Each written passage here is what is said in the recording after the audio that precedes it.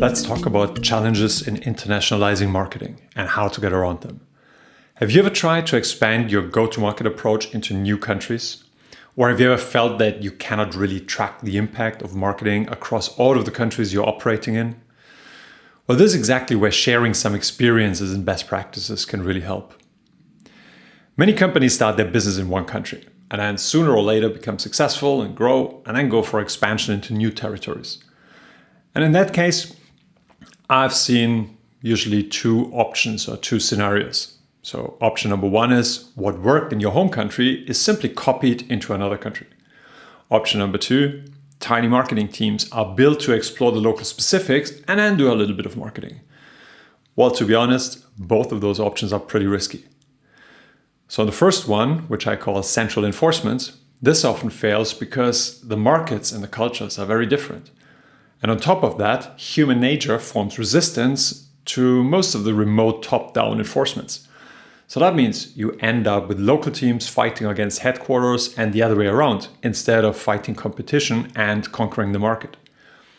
The second option, which I call the island approach, this often fails because you end up with a lot of double work and very little impact with small, tiny local campaigns. And also the company strategy is not executed locally at all. Here you then end up losing your company's success DNA when entering that new country, and you're not able to replicate what made you successful in the first place.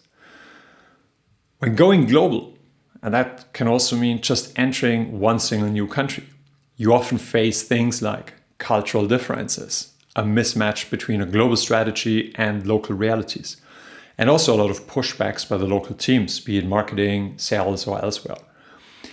And this usually leads to a lot of reinvented wheels.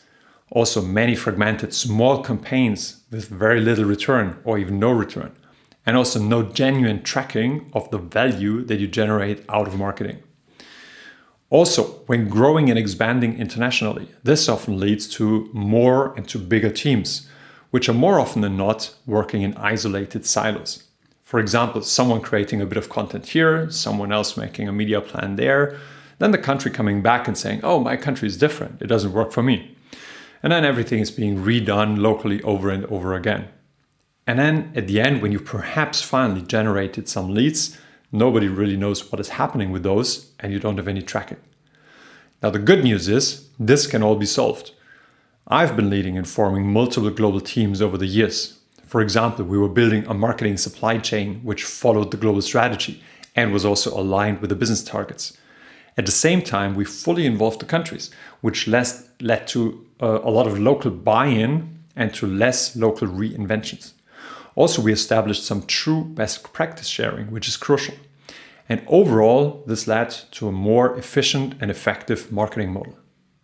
And this, of course, also included a solid and especially an honest tracking of successes and also a tracking of the learnings in order to know where you need to improve.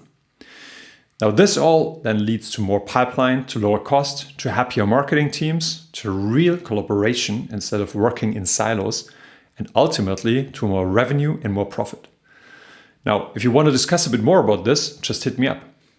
I've done those endeavors multiple times over the last 20 plus years and across more than 30 countries.